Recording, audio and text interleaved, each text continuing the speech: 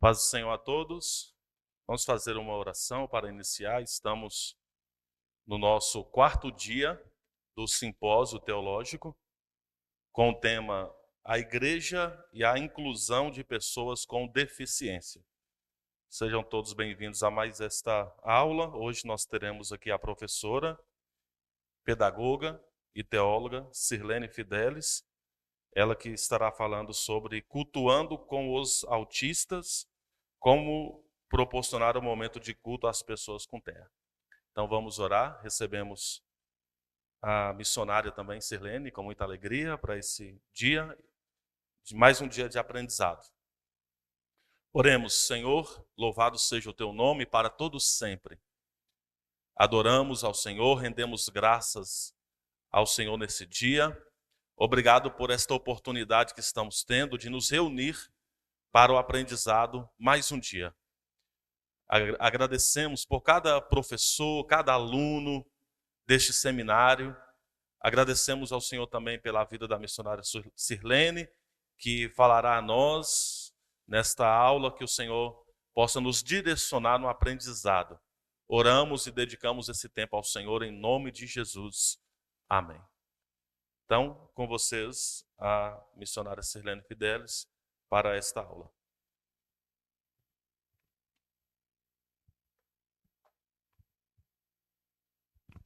Paz do Senhor, irmãos, paz do Senhor a todos aqui presentes, vocês que nos assistem aí. É um prazer estar aqui, nesse lugar tão especial na minha vida, né? Eu passei a maior parte da minha vida nesse lugar, então é um prazer estar aqui servindo e podendo contribuir na vida de cada um de vocês e principalmente na vida das pessoas com deficiência, né? É esse o objetivo. Fazer com que elas possam se sentir à vontade e felizes na igreja. Bem, esse é o nosso objetivo. Que elas sejam amadas, que elas sejam aceitas, que elas sejam acolhidas nesse ministério, na nossa igreja, Avivamento Bíblico, e em todo o corpo de Cristo, no reino de Deus, que essas pessoas sejam atendidas, né, e conheçam a Cristo. Como o pastor falou ontem, pastor Arlindo, é uma etnia, né? E você só entra nesse mundo quando você tem um filho, ou você tem um parente, você tem alguém com uma deficiência, ou você decide trabalhar com essas pessoas, ou você decide incluí-las no meio onde você vive, na igreja que você congrega, né? E é muito bacana esse tema, né? Proporcionar um momento do culto para as pessoas com autismo, com TEA. Então, nós vamos falar hoje sobre coisas muito práticas, né? Sobre praticidade mesmo, o que fazer ali na hora de que aquela criança, aquela pessoa com autismo está ali, né? Nós vamos ver coisas bem práticas para que a gente possa atender essas famílias, atender essas pessoas de uma maneira bem simples e bem objetiva, para que elas realmente venham e conheçam a Cristo, e fiquem, e continuem ali, né, no ambiente. Às vezes as pessoas com autismo vêm, mas não ficam, que é o caso da maioria das famílias. Elas, em algum momento elas vieram, mas não ficaram, né? Nós temos esse projeto, que é Jesus para Todos. É um projeto que nós já estamos colocando em prática na nossa igreja para todos, aqui no caso, todas as pessoas com deficiência. Esse símbolo, acho que vocês que estão aí depois vão ver, é uma igreja com um símbolo de acessibilidade na porta. Esse símbolo de acessibilidade é um símbolo da Unesco. Quer dizer que esse lugar está de braços abertos para receber todos os tipos de pessoas com deficiência. E hoje nós vamos falar sobre o autismo, né, que é o transtorno do espectro do autismo, né? E é um transtorno do neurodesenvolvimento que causa prejuízo nessas três grandes áreas, que é a interação social, a comunicação e o comportamento. O que é isso, né? Então, o autismo não é uma doença, ele é um transtorno. Então, nunca diga assim, ele é doente. Antigamente a gente usava esse termo, né? O filho do fulano é doente, né? Fulano é doente. Autismo não é doença. Autismo é um transtorno que afeta a interação social. Então, a pessoa com autismo, ela tem dificuldade de olhar nos olhos, ela tem dificuldade de interagir com você, de bater um papo, de estabelecer um diálogo, né? E às vezes ela até tem uma fala, mas às vezes a fala não é funcional. Os autistas têm muita ecolalia. Eles ouvem uma frase, gravam aquela frase e ficam, às vezes, repetindo.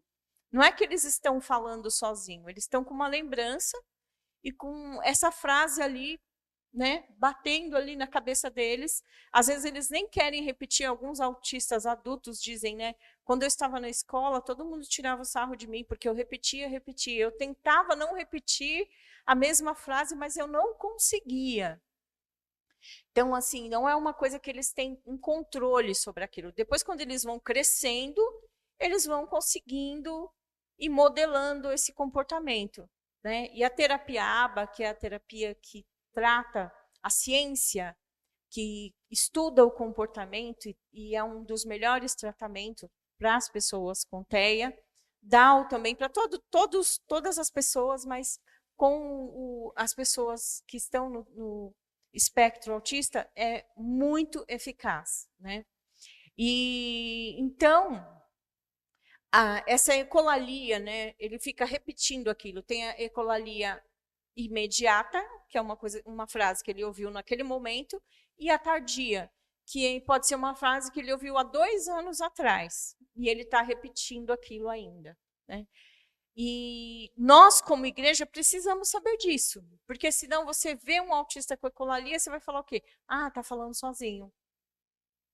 Quem fala sozinho? Louco. Antigamente todo mundo era louco, retardado ou doente, não era?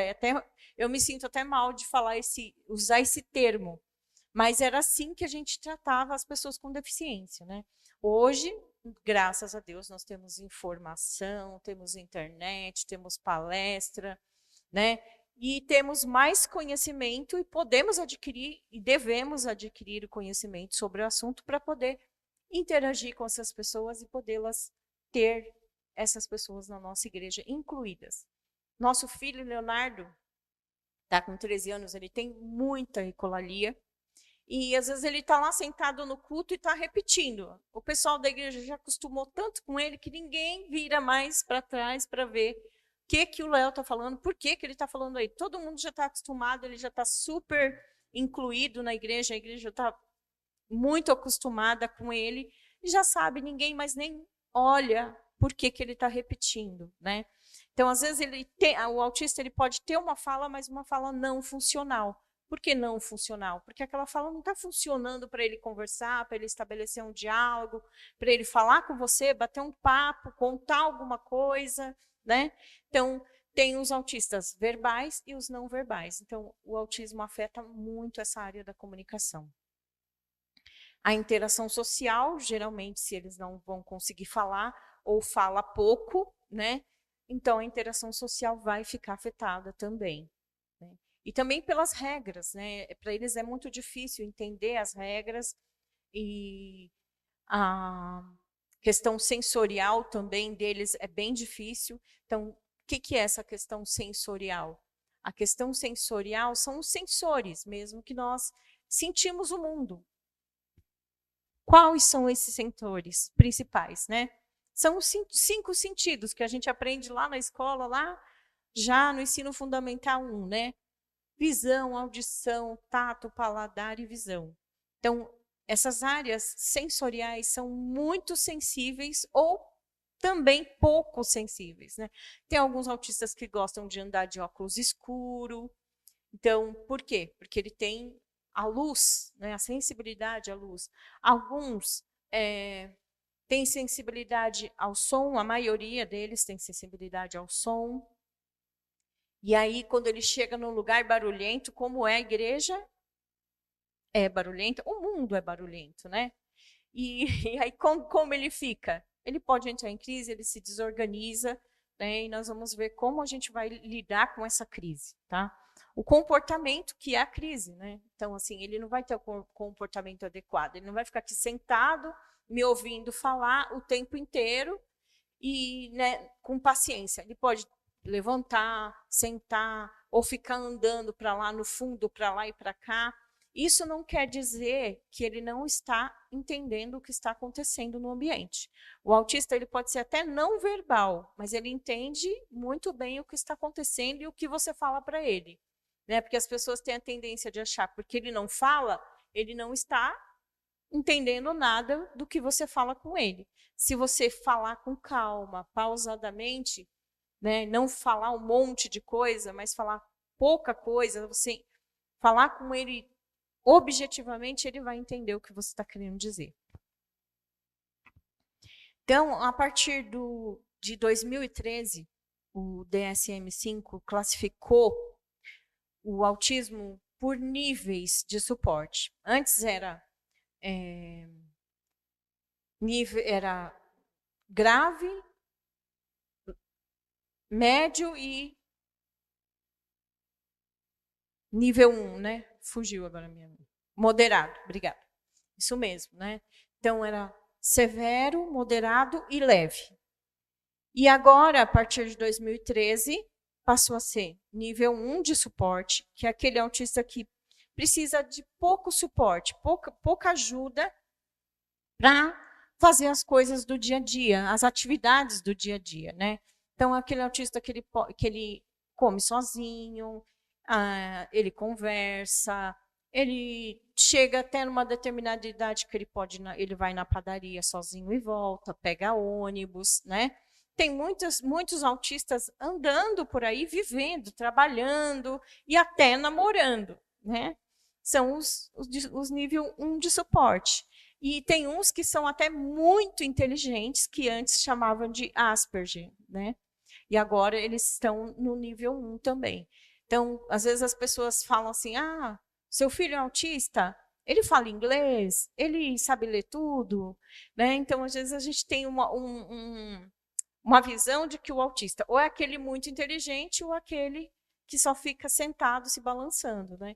E nós temos aí um espectro do autismo. Então, é uma variedade muito grande de condições e de características de cada um. E você pode encontrar um autista de nível 1 e um outro autista também do nível 1 e eles não serem tão parecidos assim. Às vezes, um tem dificuldade de uma coisa e o outro tem dificuldade em outra coisa. Então, você pode... o autista não olha no olho.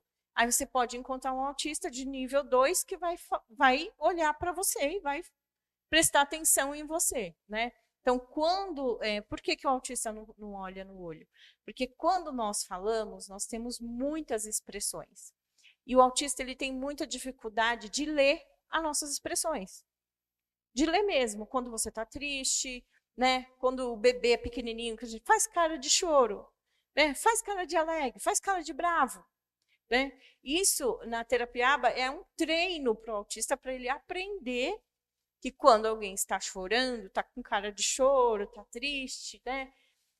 O Léo, quando ele era menor, Leonardo, nosso filho, se você chorasse na frente dele, ele dava risada, porque ele não entendia a expressão do seu rosto. Então, isso é muito difícil, e por isso, algumas vezes, eles não olham para a gente, porque é muita coisa para eles decifrarem ali. Né? E o nível 2, que precisa de um suporte substancial. Talvez ele não tome banho sozinho, talvez ele já não vá na padaria, já não consiga pegar um ônibus, né? Então, ele precisa de ajuda, mas não tanta ajuda como o nível 3, e precisa de um pouco mais de ajuda como o nível 1. Tá? Ele também pode ser verbal ou não verbal. O nível 3 precisa de muito suporte, um suporte substancial. Ele precisa de muita ajuda. Geralmente, são não verbais, alguns ainda usam fralda, né, mesmo já grande, usam fralda. Não tem contato visual e não conseguem estabelecer nenhum diálogo. Né? Mas hoje, com a terapia ABA, mesmo esses níveis de suporte 3 mais severos, eles conseguem se comunicar.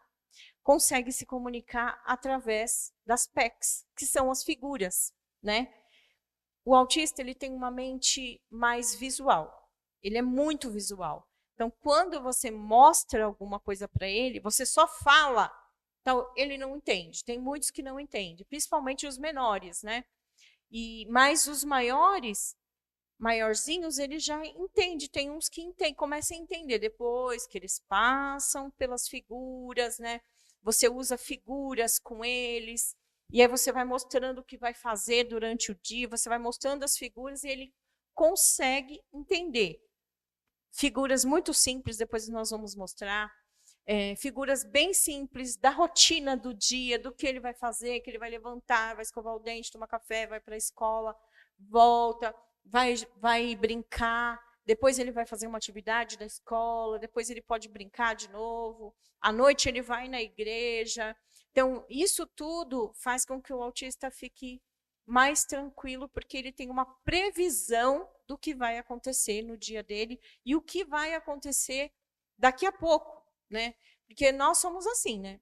Você tem o seu dia, você também fez o seu programa, aí você liga a televisão e você escuta assim, o banco está de greve hoje. Fala, poxa vida, eu ia no banco hoje, agora já não posso ir mais, né? Vou ter que reprogramar todo o meu dia. Aí você fica meio chateado, mas você consegue fazer um programa e reprogramar o seu dia novamente. O autista não. Ele não tem esse planejamento, essa capacidade de replanejar o que ele vai fazer, ou até planejar o que ele vai fazer. Por isso, ele precisa dessa previsão do que vai acontecer, e isso dá para ele uma tranquilidade. Parece muito simples, né? Você só vai mostrar para ele a rotina e ele vai ficar bem.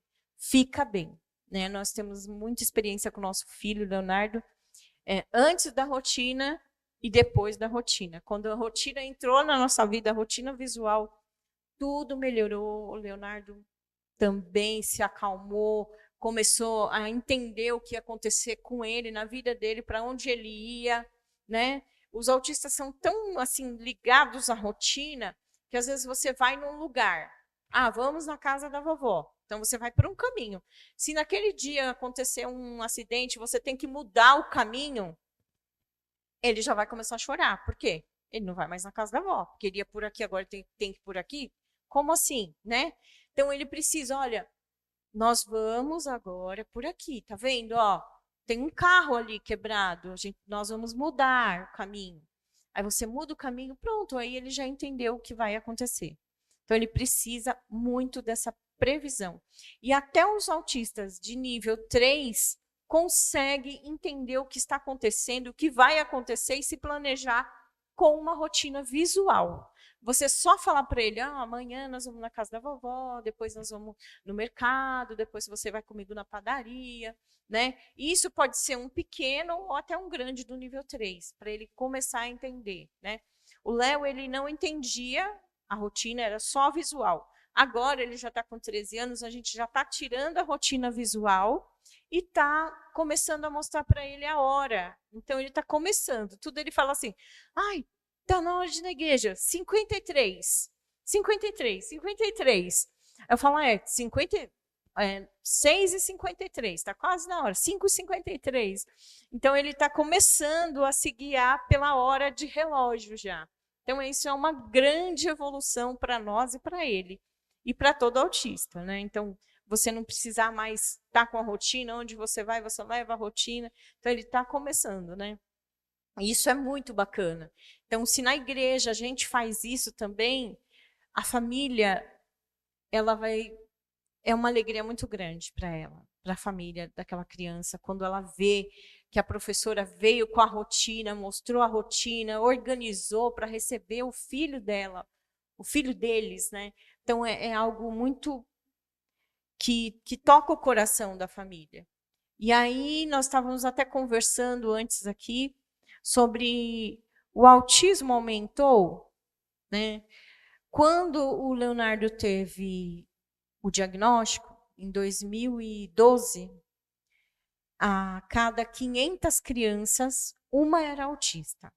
Hoje, saiu mês passado uma estatística nos Estados Unidos que a cada 36 crianças, uma é autista. Olha, de 2012 para cá, era 500, agora é 36. Lembra quando a gente estava lá na escola, a gente aprendia conjunto, né?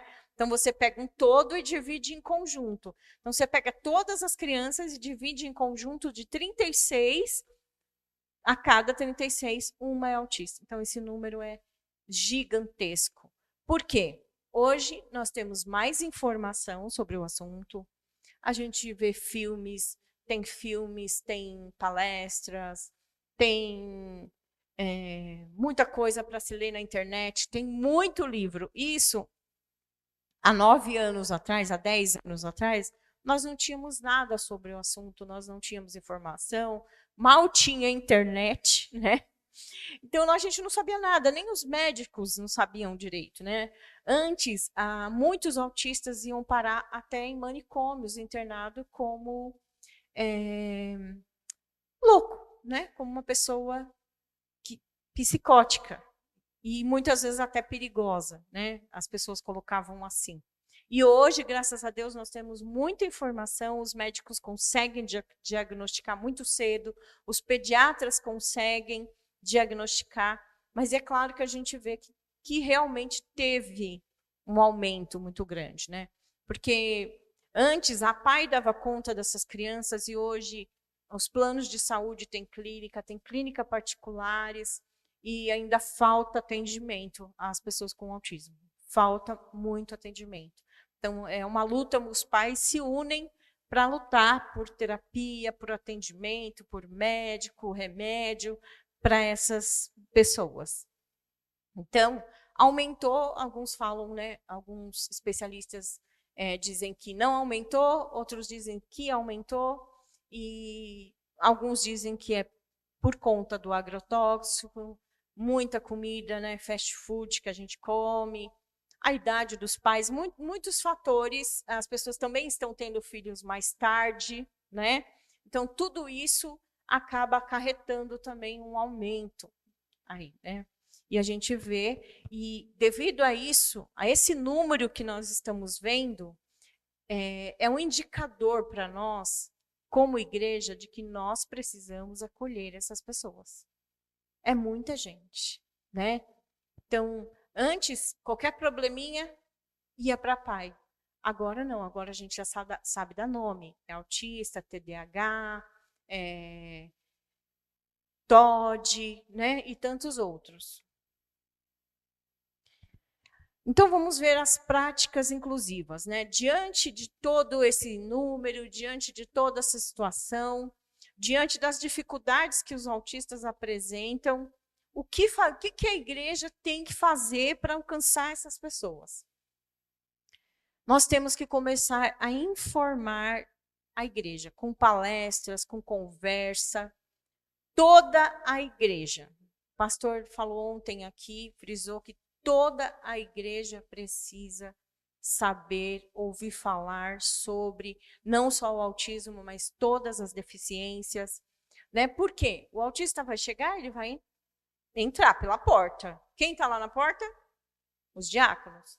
Eles também precisam saber. Né? Depois, essa criança vem, vai ficar andando, vai ficar querendo correr, não vai parar, a mãe vai tentar segurar e todo mundo está olhando. Toda a igreja está vendo aquilo. Então, por isso que toda a igreja precisa se informar. Então, nós falamos assim, né? Vamos começar a inclusão. Primeiro, tem que começar em nós, em toda a igreja, pastores, presbíteros, diáconos, dirigentes, missionárias, membros, todos nós precisamos começar por onde? Conhecer, saber a respeito. Então, isso que nós estamos fazendo aqui essa semana já é um grande salto, um grande avanço para que a gente consiga incluir de fato essas pessoas na igreja. Então, conhecer, informação. A igreja precisa saber que temos pessoas com deficiência, né? E por que a gente acaba falando mais de autista? Porque o autismo é o mais difícil de incluir. Porque o autismo, a gente sabe que afeta a questão comportamental. Então, assim, é o comportamento, né? Um Down, ele pode até chegar e ficar sentado, né? Um cadeirante vai ficar sentado, né? Porque a gente às vezes pensa, porque a pessoa é cadeirante, ela também tem uma deficiência intelectual. Será que ela fala? Será que ela, né? Será que ela entende o que está acontecendo? E às vezes a pessoa está na cadeira de roda, você vai conversar com ela e ela é super funcional. Ela vai falar com você, vai falar, ter um diálogo, vai contar a vida dela, né? Às vezes ela pode até contar o que aconteceu, por que ela está naquela cadeira de roda, se foi um acidente, se foi algo que ele já nasceu com uma deficiência, né? Então, o autista, ele é o mais difícil de incluir, porque a gente tem que saber o que é o autismo, conhecer, para poder incluir essa criança. Então, o conhecimento é muito importante. A informação é, de fato, muito necessária, certo? E aí a gente informou a igreja já sabe o que é autismo, já sabe que o autismo afeta a comunicação, a sociabilização, né? A igreja já sabe que aquela criança vai chegar, as dificuldades sensoriais daquela criança, ela tem dificuldade com barulho, ela tem dificuldade, né, com som, com tudo que está acontecendo no ambiente, está tudo ao mesmo tempo para ela. Então, ela não consegue se organizar e focar no que está sendo falado, no que está sendo feito ali naquele horário de culto. Porque é muito difícil, é muita informação para ela, muitas sensações naquele momento para ela conseguir gerir tudo. E o cérebro do autista, ele não desliga. Então, assim, você está lavando roupa, quando você está aqui lavando roupa, esfregando a roupa, o seu cérebro, a atividade cerebral está ligada ali. Você parou e vai atender o telefone. A atividade cerebral que você estava lavando roupa foi desligada e vai... Outra atividade cerebral que você vai conversar ali e tal. O autista, as atividades cerebrais dele não desligam. Então, ele chega no final do dia com todas aquelas atividades cerebrais fundindo na cabeça dele. Então, por isso que ele fica muito agitado, muito... né? Então, nós, como igreja, precisamos saber disso. Aquela criança, ela tem uma atividade cerebral diferente da nossa. Ela aprende de maneira diferente da qual nós aprendemos. Para ela, tudo tem que ser diferente, adaptado da forma que ela consegue entender, da forma que ela consegue captar. E, às vezes, a criança com autismo está fazendo estereotipias, porque eles têm muito comportamentos estereotipados e repetitivos. Então, às vezes, ela está assim, né? Ela está andando para lá e para cá, está balançando a mão, porque ela está tentando se organizar. Ela está tentando desligar aquelas atividades cerebrais para ela poder focar em alguma coisa, porque ela não consegue parar e focar. Né? Eu estou aqui na igreja, no seminário, na 4ª divisão, né? As pessoas estão sentadas, ela não consegue focar em alguma coisa, por isso que é difícil você fazer ela sentar e aprender. Então, ela precisa desses movimentos repetitivos para ela se organizar, tá? Então, nós precisamos trazer as pessoas com deficiência a fim de acolhê-los. A gente tem a tendência de achar que uma pessoa com autismo, um deficiente, é sempre uma criança. E isso não é verdade, né? Tanto que a gente fala pessoa com autismo, pessoa com deficiência. Então, as pessoas com deficiência também vão chegar, às vezes vão chegar sozinhas, né? Às vezes ela pode ter uma deficiência no braço ou na mão, né? Ou às vezes pode até ser um deficiente intelectual que tem um transtorno, uma síndrome, uma DI, uma deficiência intelectual, e ela chega sozinha, porque a família, às vezes, não está acolhendo, cuidando da maneira que deveria. Ela sai, ou ela pode ter fugido, e ela vai chegar na igreja. Né? Na nossa congregação, lá tem uma menina, nossa congregação do Pinta Silva. É uma moça já, ela anda pelo bairro sozinha, e ela vai lá dentro na igreja, ela entra... Às vezes ela fica um pouco, depois ela vai embora, depois ela volta, ela pede pão, né?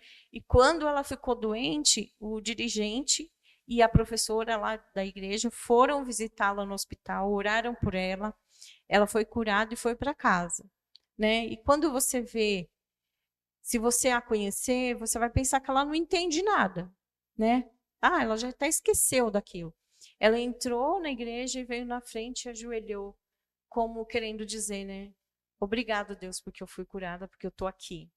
Então, as pessoas com deficiência, elas têm muito mais capacidade do que a gente pode imaginar, né? A gente nunca pode subestimar uma pessoa com deficiência.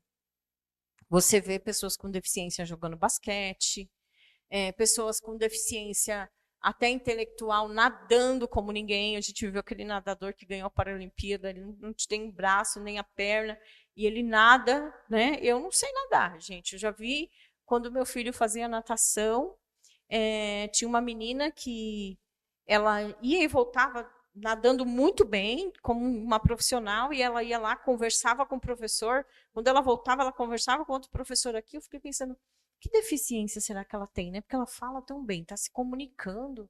Aí, quando tiraram ela da piscina, encostaram a cadeira de roda, os dois professores de cima puxaram ela, os dois de baixo de cima colocaram ela na cadeira de roda, e ela tinha assim a perna bem curta e o pezinho bem pequeno assim e reto, né? Não era assim, era reto o pé dela.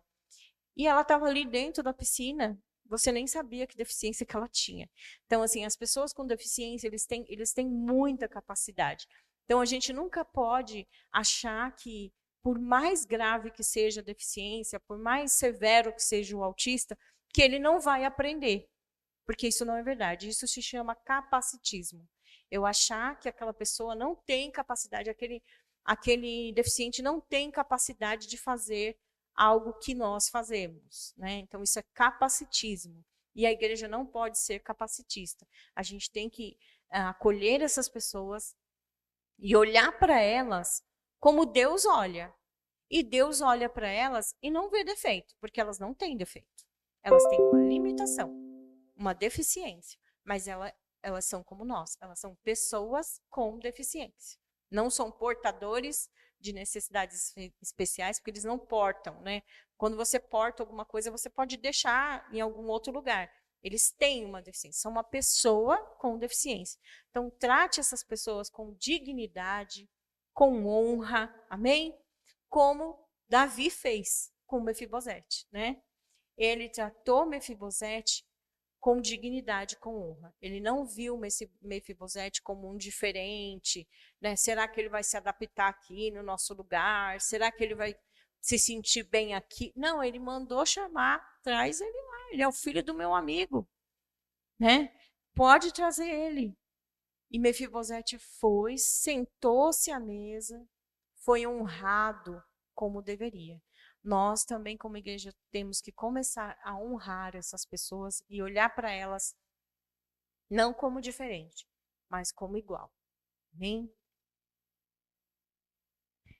Conhecer o indivíduo. Como que você vai conhecer essa criança autista, essa adolescente autista que vai chegar na igreja? Como é que você vai conhecer? Faça uma ficha, né? Uma entrevista com os pais, com cuidadores, familiares que acompanham aquela criança, aquele adolescente. Olha, a gente quer fazer nós queremos conhecer mais para a gente poder ajudar mais. Nós temos uma ficha para você preencher, mas eu gostaria que você viesse aqui para a gente conversar. Você pode vir para conversar? Talvez essa mãe ou essa cuidadora, essa avó, né, essa familiar vai dizer assim, olha, eu não tenho com quem deixar meu filho.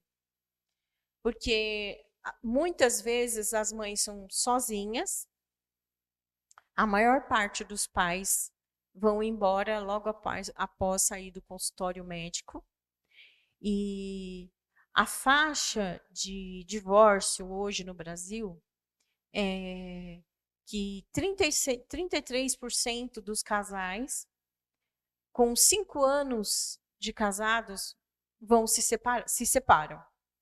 Quando isso diz respeito aos casais de pessoas que têm filhos com deficiência, isso cai para 10%, para 33%. 10% se separam, né? que não tem filho com deficiência em 5 anos, e quando se trata de familiares, casais de famílias com deficiência, sobe para 33%. Então, assim, às vezes você trazer aquela pessoa com deficiência, você acolher aquela criança autista que chega na igreja, você está evitando até um divórcio. Talvez aquele casal não conseguisse ficar mais juntos, sentar juntos, sair juntos há muito tempo. Então, quando ele chega na igreja e consegue sentar, consegue cultuar, consegue olhar e falar, nossa, eu estou sentado aqui, meu filho está lá bem? Será que está bem mesmo, né? Aí chega para a gente, será que meu filho está bem lá? Ó, mãe, pode ficar tranquila que ela está super bem, mas se você quiser ir lá dar uma olhadinha, pode ir. Ela vai, né, de pontinha de pé, dá uma olhadinha, fala, nossa, não acredito, né? Mas, gente, tudo isso é o amor, porque a acessibilidade, a inclusão começa aqui, no nosso coração, dentro de nós. Não é só conhecer, não é só estudar, é amar.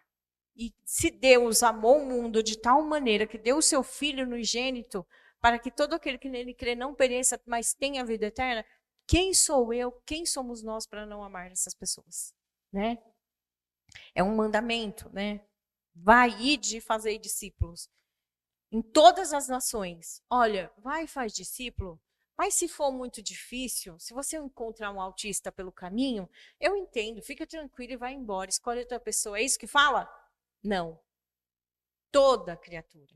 Fazei discípulo, né? Todos. Então, as pessoas com deficiência, os autistas também estão incluídos. Vai dar um pouquinho mais de trabalho? Vai. Mas é muito gratificante quando você vê eles sentados ali, esperando a hora de ir para a salinha, ou indo para a salinha feliz, ouvindo a história. Né? Pode demorar um pouquinho esse momento, mas vai chegar se você for perseverante, né? Se você estudar, se você ter o coração e ter amor, Deus vai fazer algo extraordinário. E faz. Nosso filho Leonardo hoje está super incluído, ele conhece a Igreja de Avivamento Bíblico, ele conhece a letra, né, do nome. Então, se a gente chegar, né, o logo, e se nós chegarmos em alguma igreja e mostrar para ele, ó, Avivamento Bíblico, ele fala, é Avivamento Bíblico. Como é o nome da sua igreja? Ele fala, Avivamento Bíblico. Né? Então, isso é inclusão, é incluir, é aproximar eles da igreja e de Jesus.